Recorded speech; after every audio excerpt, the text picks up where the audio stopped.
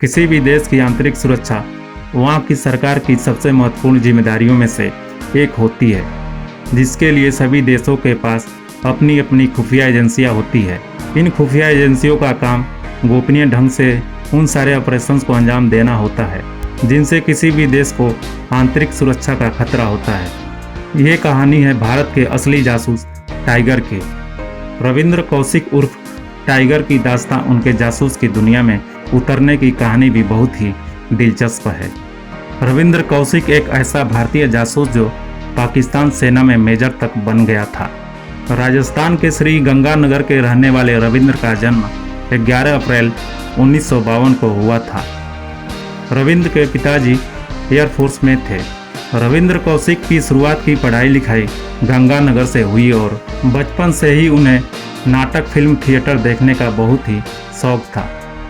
इसलिए वे बड़े होकर थिएटर कलाकार बन गए थे।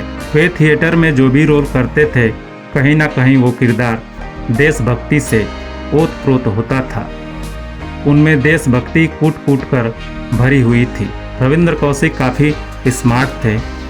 लोग कहते थे कि उनका चेहरा विनोद खन्ना से काफ़ी हद तक मिलता जुलता था।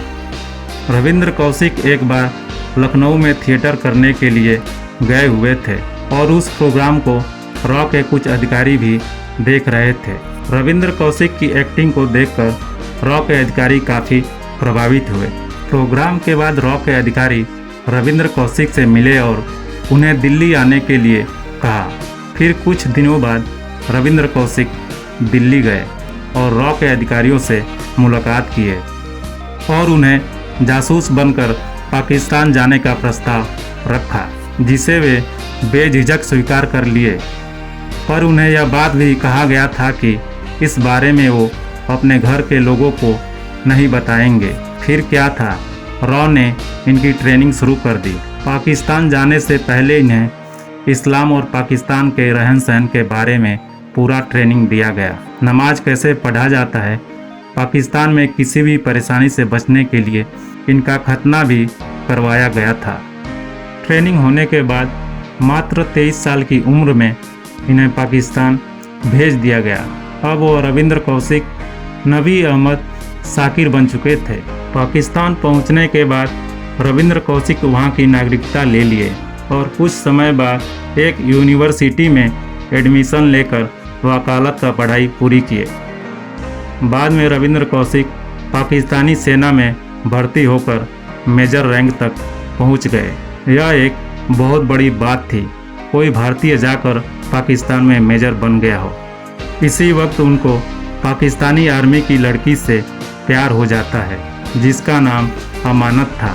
फिर वो उससे शादी कर लेते हैं और एक बच्चे का पिता बन जाते हैं।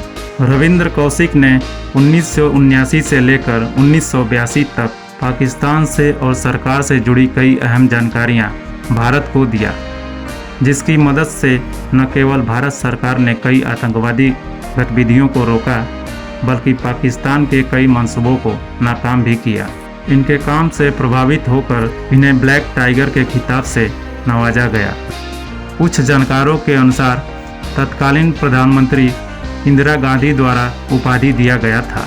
इसी बीच रविंद्र कौशिक के छोटे भाई की शादी पड़ती है गंगानगर में और रविंद्र कौशिक अपने छोटे भाई से बहुत प्यार करते थे और उसकी शादी में आना भी चाहते थे। फिर रॉ उनके आने की व्यवस्था करती है। पहले वे सऊदी जाते हैं और फिर वहां से दुबई होते हुए भारत आते हैं और भाई के शादी को अटेंड करते हैं। थोड़े समय बाद वे उसी रूट से पाकिस्तान चले जाते हैं। फिर कभी उन्हें दोबारा भारत आने का मौका नहीं मिलता है। नबी अहमद बनकर रविंद्र कौशिक पाकिस्तान में अपनी नई पहचान बना चुके थे। पूरे पाकिस्तान में कोई नहीं जानता था कि वे एक जासूस हैं। यहाँ तक कि उनकी बीवी को नहीं पता था कि रविंद्र कौशिक एक हिंदुस्तानी हैं। अब तक पाकिस्तान में रविंद्र कौशिक एक साथी जासूस की तरह काम कर रहे थे और पाकिस्तान आर्मी को यह समझ नहीं आ रहा था कि हमारे सीक्रेट प्लान लीक कैसे हो जाता है। फिर आया 1983 का मनहूस साल, जो रविंद्र कौशिक के लिए बहुत खतरनाक साबित हुआ। दरअसल हुआ ये कि 1983 में रॉ ने रविंद्र कौशिक से मिलने के लिए एक दूसरे एजेंट को पाकिस्तान भेजा गया, लेकिन वह एजेंट पाकिस्तान की खुफिया एजेंसी के हाथों पकड़ा गया और उसने रविंद्र कौशिक की सारी पोल खोल दी और रविंद्र कौशिक को गिरफ्तार करके उन्हें जेल में डाल दिया गया। जेल में रहते हुए उन्हें बहुत यातनाएं दी गई जो हम सोच भी नहीं सकते और 2001 में उनकी मौत हो गई।